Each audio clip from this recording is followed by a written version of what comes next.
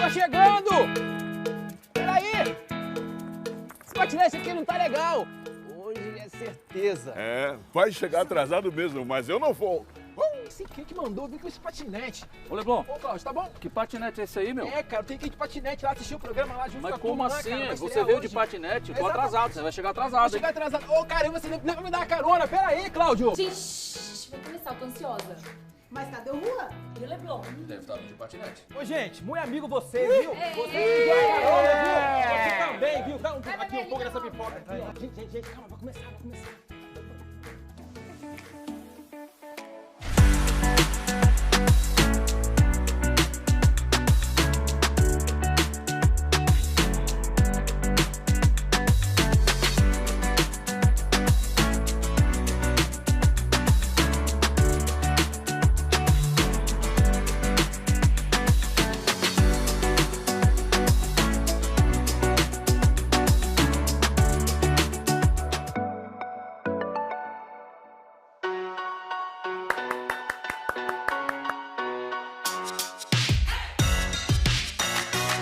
Cultura e design.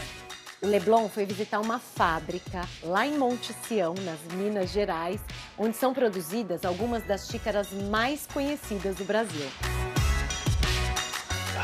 Que delícia, nosso bom e velho cafezinho. Você sabia que o café também tem design? O design está em tudo, inclusive no café.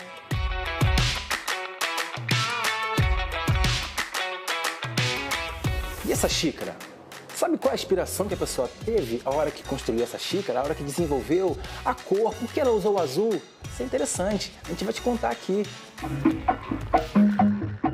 E aí, galera? Eu prometi pra vocês e promessa é dívida. Estou aqui em Minas Gerais, na fábrica Monte Sião. A fábrica daquela xícarazinha com detalhe azul, lembra? Vou contar tudo pra vocês. E quer saber? Vamos lá!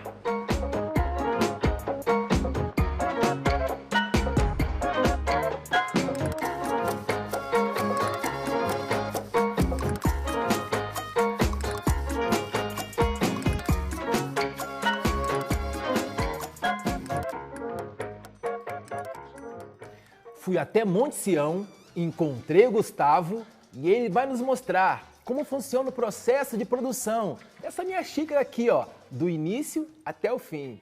Bom, para produzir a porcelana, são utilizados 4 minérios: a argila, o caulim, o quartzo e o feldspato. Aí a gente mistura esses minérios, né, igual uma receita de bolo, né, mistura dentro do tamborão, cada um na sua proporção da massa. Eles ficam misturando até ficar liquefeito, totalmente homogêneo a massa, a mistura da massa. Homogêneo e liquefeita. Liquefeita e homogênea? Explica isso aí, cara. Eu não sei o que é isso aí que você tá falando, não. Liquefeita e homogênea. Entendi nada. Então, a massa ela vai ficar líquida. Liquefeito, líquida. Isso. Entendeu? E homogênea porque vai misturar tudo bem E ficar misturado. igualzinha? Isso, vai ficar bem misturada a Agora massa. aprendi, valeu. É, então. E depois que ela fica pronta, a gente coloca nos moldes de gesso, que é o que vai dar o formato da peça, né, o molde da peça. A gente preenche o molde de gesso com a massa, ele vai absorver a água da massa. Com isso, a massa ela vai grudando na borda do gesso até ficar na espessura ideal. E para queimar a peça, a gente utiliza o forno a lenha, né, um forno grande, ele comporta até 15 mil peças dentro dele, né, com tamanhos variados. Ele é um forno a lenha. A gente utiliza a lenha de reflorestamento, né, uma plantação de eucalipto própria que a gente tem, que mantém para utilizar na queima do forno. Fica queimando por aproximadamente 40 horas até atingir a temperatura de 1.300 graus Celsius e ocorrer o processo de vitrificação da peça e ela finalmente vira porcelana, tal produto que a gente tem no final da produção. Muito maneira essa fabricação aí, hein? Todas as peças que a gente produz, a primeira peça ela é desenvolvida aqui dentro, numa área de design e criação que a gente tem aqui na empresa. Ela é lapidada à mão, primeiramente, né, antes da gente produzir esse molde que a gente vai colocar em linha de produção. Bom, aqui é onde vai acontecer todo o processo de criação e design da peça. Então toda a peça que a gente vai colocar em linha de produção, todas as peças foram desenvolvidas aqui nesse ambiente, né, lapidadas à mão, a primeira peça, para depois ser colocada em linha de produção. Isso aqui gira? Gira. Aí vai modelando? Sim, você vai modelando. Ah, legal. Você usa essas ferramentas aqui, ó. Foram feitas aqui na fábrica também. Uhum. Ah, que nem o filme Ghost, né? É, parecido. Aí, Cris, virei design, hein? Presta atenção. Olha o meu design.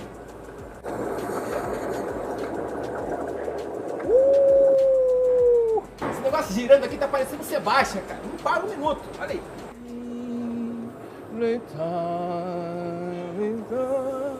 Hello, que isso, Jesus? Café é praticamente uma instituição nacional, assim como o chá da tarde para os ingleses. Hoje a gente vai falar sobre como a apresentação do cafezinho nosso de todo dia muda completamente essa experiência.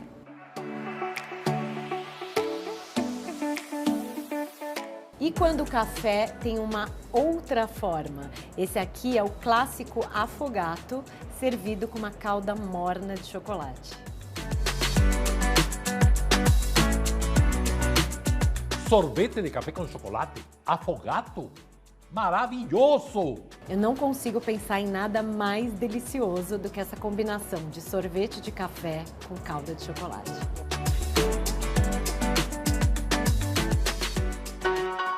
Leblon, você tá vendo como a xícara é produzida e eu tô aqui experimentando os cafés muito especiais. Acho que eu me dei melhor que você, hein? Quer saber? E eu ainda personalizei a minha própria xícara. Não tá pronta não, tá lá no forno. Aí você vai ver que legal. Ó, tem a minha assinatura. E vou tirar o emprego da turma aí, hein? Aí, ó. Agora é só colocar no forno, Gustavo. Minha tá prontinha. Assinada, hein? Gostou, Cris? Da minha xícara? É design ou não é? Maravilhosos, deslumbrantes, circunfláutico-paratéticas. Agora sim, aqui com a minha xícara, curtindo um bom café, com tanta história envolvida.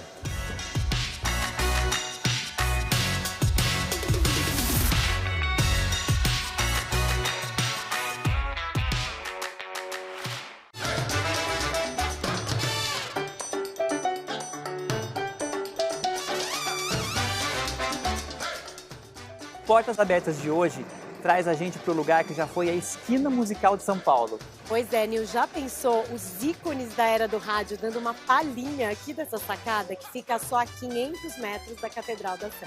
Pois é, Cris, e a agitação cultural segue firme e forte aqui na Casa de Francisca até hoje. Vamos ver o que essa casa tem de tão especial? Tão bom quando um lugar, além de interessante, tem história para contar. Esse prédio, que hoje abriga uma das casas de música e gastronomia mais bacanas da cidade, foi fundado em 1910 e batizado Palacete Teresa. Pois é, e esse é um dos raros palacetes que já nasceu com DNA comercial.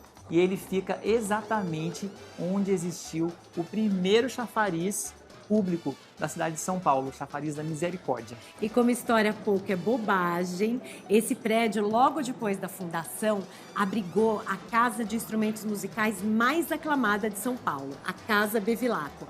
E depois, no auge da era do rádio, nos anos 40 e 50, foi sede da Rádio Record. Pois é, e vamos voltar agora para o Aqui e Agora e dar uma volta pelos arredores. Para quem curte arquitetura e decoração, esse lugar é incrível. Vamos lá? Claro, vamos lá.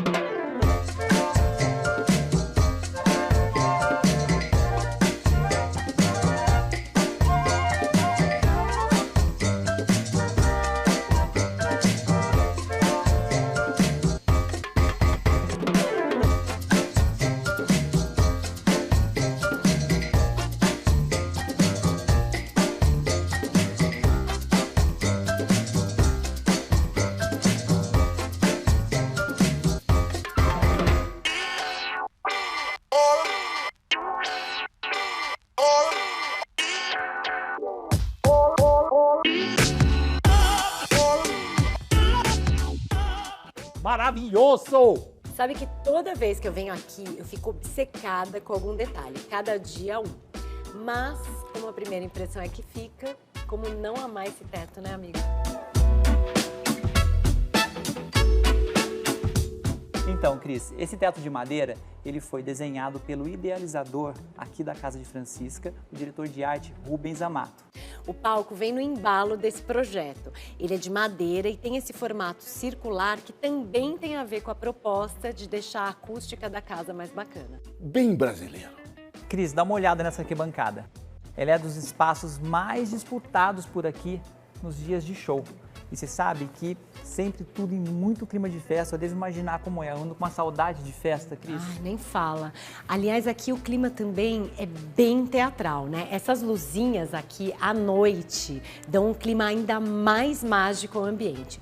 Aliás, quando a gente fala em decoração, né, inspiração na decoração, a história tem muito mais a ver com você trazer o clima daquele lugar para sua casa e traduzir a sua maneira com repetir uma ideia decorativa, você não acha? Exatamente.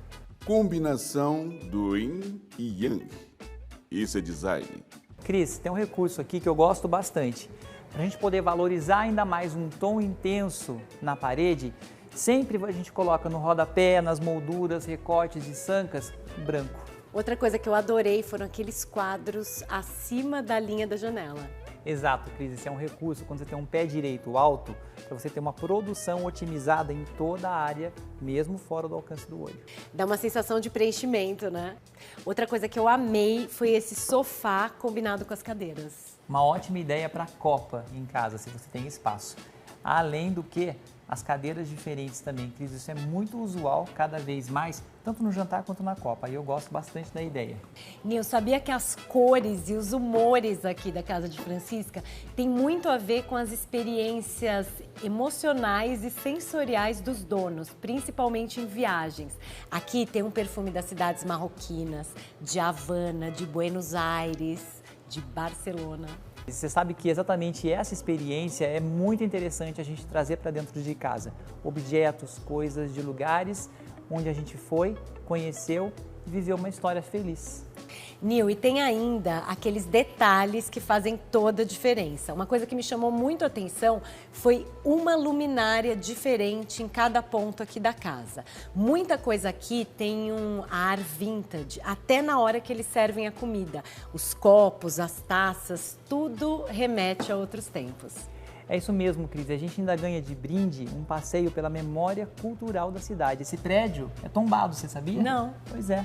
E ele foi restaurado pela mesma equipe que cuidou do restauro da Catedral da Sé. Olha só. Opa, meu amigo, com licença. Tombamento, algum dos dois sabe o que é? Por definição, tombamento histórico significa um ato administrativo realizado pelo poder público. Em outras palavras, o tombamento protege bens que tenham algum valor histórico, cultural, ambiental, arquitetônico e, consequentemente, que tenham algum valor do design da época em que eles foram criados. Isso impede que eles sejam demolidos ou totalmente descaracterizados. Nil, e tem ainda essa coisa de se reapaixonar pela cidade. Toda vez que eu venho aqui para o centro, eu fico meio nostálgica, com essa sensação de, ai, como seria no passado, né? Tanto glamour, tanta história. E também fico pensando como seria bacana se outros espaços da cidade fossem valorizados como esse aqui. Exatamente. É sempre bom a gente pesquisar, porque falando em cultura e design, o centro de São Paulo só surpreende.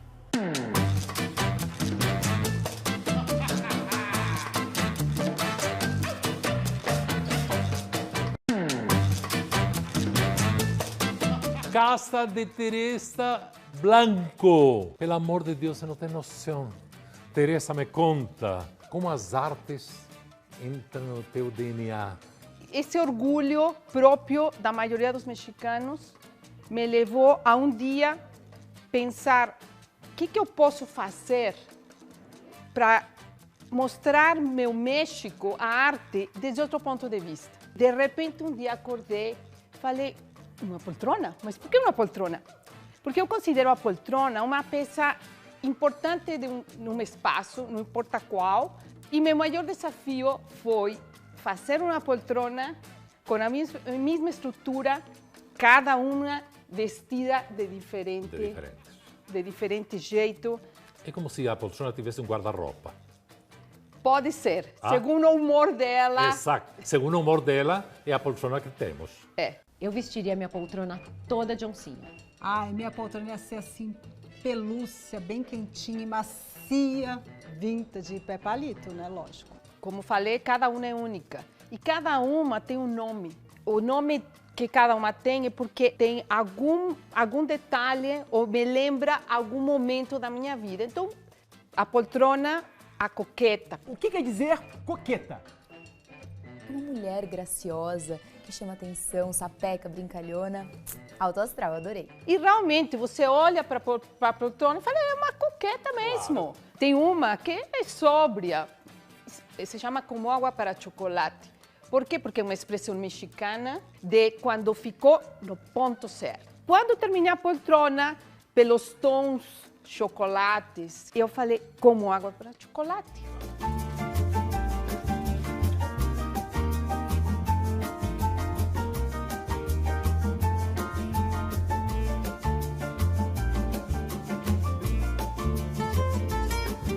Teresa, muito obrigado, maravilhoso, bárbaro! Vinícius Rocco, eu tenho um desafio para você.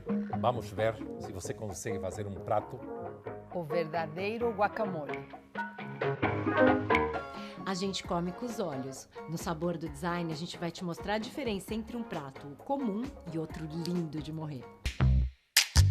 E o prato de hoje no Sabor do Design é um clássico mexicano, que é a guacamole. Certo, que Cidão? delícia! Foi Juan e a Teresa que pediram pra gente. Então eu fiz o quê? Eu fiz um basicão tradicional do jeito que a gente sabe. Coloca no bolzinho e põe do lado os nachos. Aí aparece ele com uma guacamole que é toda lisa, toda linda, com os negócios. Agora, por favor, ensine a gente a fazer. Meros mortais. Você já Não, põe eu no coloquei negócio. aqui os nachos, né? O nacho é feito de milho, uma tortilha de milho.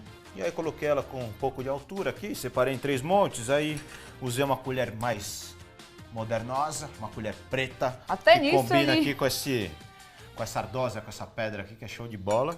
E aí é o mesmo prato. O que eu fiz? Só passei a guacamole numa peneira, passei ela 3 vezes numa peneira e ela ficou bem lisinha, numa textura de mousse, né? E aí eu servi o pico de gallo. Pico de gallo é o vinagrete mexicano. Por que tá separado? É pra você ter uma experiência diferente. Um Olha, design diferente. Isso é tudo. Então legal. você pega a mistura aqui, pega a tortilha, coloca a guacamole junto com o pico de gallo e pá, mandia que te fa bene. Adorei, gente. Eu vou chamar vocês pra fazer isso em casa. Uma inspiração e 3 versões vem com tudo, com dicas que você com certeza vai querer fazer em casa. Karina, você sabe que um canto de leitura é dos espaços mais pessoais que a gente tem em casa, na minha opinião. Eu adoro. É o lugar onde eu posso me conectar e ficar sozinha. Olha, a gente tá aqui nesse espaço. Tá ok, mas falta um charme, um borogodó. E hoje a gente vai mostrar este espaço em 3 versões. Pula lá, hein, Karina? Quando você quer caprichar, você capricha, hein, minha amiga? Gostou da inspiração? Só tô pensando no tempo que eu vou levar pra desmanchar esse espaço e montar o meu. Ah, não, meu bem. Escuta primeiro qual é o tema. Diga lá. Aqui é um espaço que eu me conecto com o ser divino, com as inspirações. Então tem cristais, tem todos os santos aqui, tem para todo mundo. Tem Buda, tem Yansan, tem Ganesha, tem Lakshmi. Por quê? Tem lhama. Tem lhama, minhas lhamas. O que eu acho, Newton, um espaço desse, que a gente está aqui para relaxar, para meditar, para ler, eu acho que aqui é onde rola tudo isso. Karina, adorei essa Bergère. Bem anos 50, esse tecido, a sua cara, muito bacana. Mas você sabe a história da Bergère? Ela é muito mais antiga que os anos 50. Ela começou lá no Egito e foi um hit no século 17 pelos franceses. Eles adoravam usar Bergère. Era sinal de poder. Quanto mais trabalhada, mais poderoso. Eu já conheci com os franceses. Eu já podia apostar, de fato, que era uma história da França isso daí. Jamais do Egito. Mas não é, do Egito. Ô, Karina, adorei as plantas. Você capricha sempre e esse tapete tá incrível. O que é isso? Um tear manual? Tear manual, um quilim. Olha, é um detalhe. Um trabalho manual que já tem essa energia. Outra coisa que me traz muita energia são os cristais, que eu amo. Porque para mim é muito importante essa conexão com o divino. Então eu gosto muito de colocar as plantas, óbvio, né? Que você tá careca de saber. Inclusive, meu bem, que você fala tanto. Olha o bolivianinho. Olha só, gente. Olha só, uma chola. Cholas são as índias bolivianas, mulheres lindas e poderosas. Essa é a minha versão, que é toda astral, conectada com o divino. Agora eu quero ver a sua. Ah, não, gente, vamos descer. A gente tá na Terra, vamos embora. Vamos ver o que ele vai fazer, né? Vamos ver. Nossa, que lindo! Adorei. Até que enfim, Karina, um elogio. Até elogio parece. vindo da Karina, gente, ó, alguma coisa certa eu devo ter feito. Elogio o tempo todo. Como a gente falou, que esse espaço ele é muito particular, eu pensei numa pegada afetiva com lembranças que me emocionem. Então, viagens, presentes, coisas bacanas que a gente ganha, que a gente olha e se emociona, elas têm que estar nesse espaço. Aí aqui o que eu fiz? Coloquei um tapete mais fechado, já que é uma área intimista, então eu tenho um tapete fechado, peças que eu trouxe de viagem, do Nordeste, de artesãos bacanas, e uma sacada, não sei se você percebeu, a maneira de colocar os quadros na parede. O que eu fiz? Eu fiz um zigue-zague de quadros no fundo dessa estante para compor com os livros. E eles estão aqui contando parte da minha história, junto com esses quadros na composição. Agora, vamos chegar num acordo e fazer o nosso? Tentar. Quando a gente chega num consenso, é muito fácil, né, Karina? Olha só, a gente conseguiu misturar 3 tipos de poltronas diferentes. Uma foi antiga, com tecido, outra foi com tecido mais contemporânea, e essa que tem uma cara mais jardim, mais área externa. Mais área externa. E uma coisa interessante é o seguinte, nós mantivemos nas 3 versões a mesma estante e o mesmo móvel bar. É menos custo, Newton. A gente Exato. manteve as peças maiores e as menores a gente trocou. Então, pessoal, hoje vocês viram uma inspiração e 3 versões para o canto de leitura. Agora é só vocês escolherem, colocarem em prática na sua casa. É lógico que não, né? O momento do design traz o designer brasileiro mais premiado no mundo, Jader Almeida.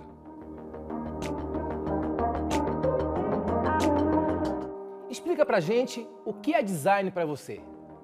A arquitetura é o nosso invólucro, o design é aquilo que manuseamos, os objetos cotidianos, seja um talher, uma mesa. E as artes, quando olhamos para o campo da arte especificamente, é a desconstrução disso tudo.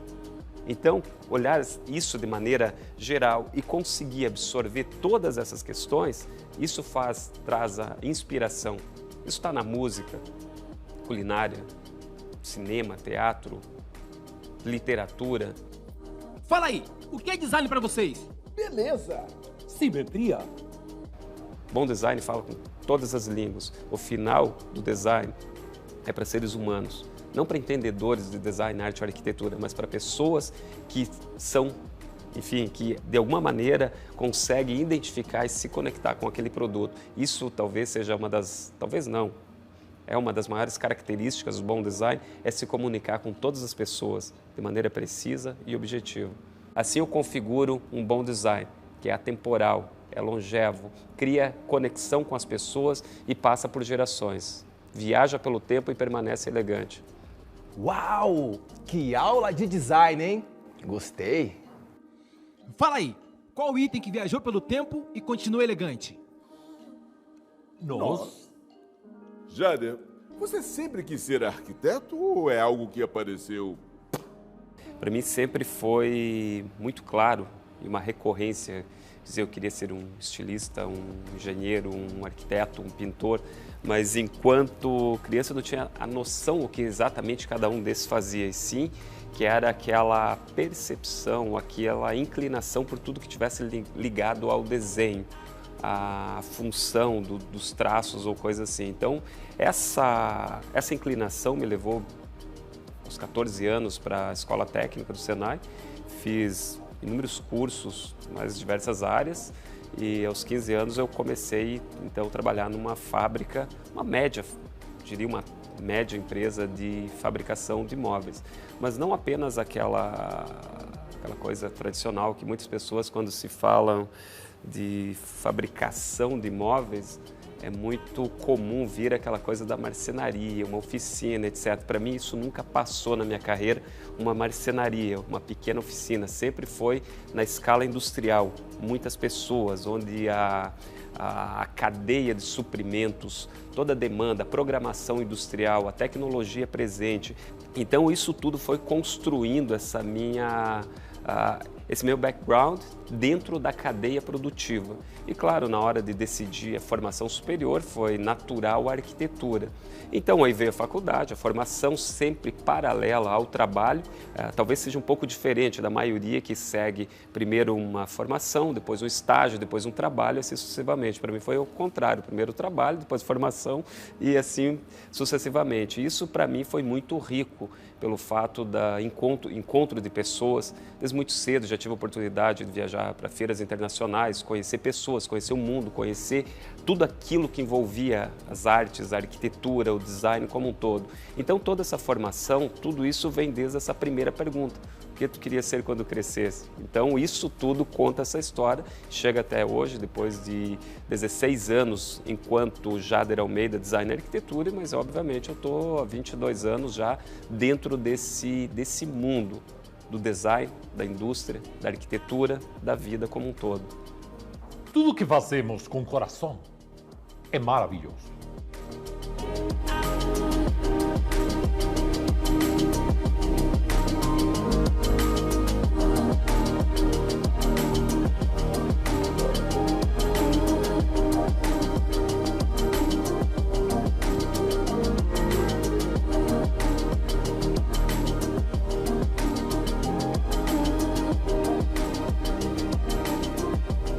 Tá gravando? Bateu a timidez agora. Conhecer as manhãs e as manhãs, o sabor das massas e das maçãs. Eu vou assistir, eu já virei fã do programa, eu vou assistir o primeiro episódio. Socorro. Água pra Socorro, café, água, macarrões e salada, tudo, gente.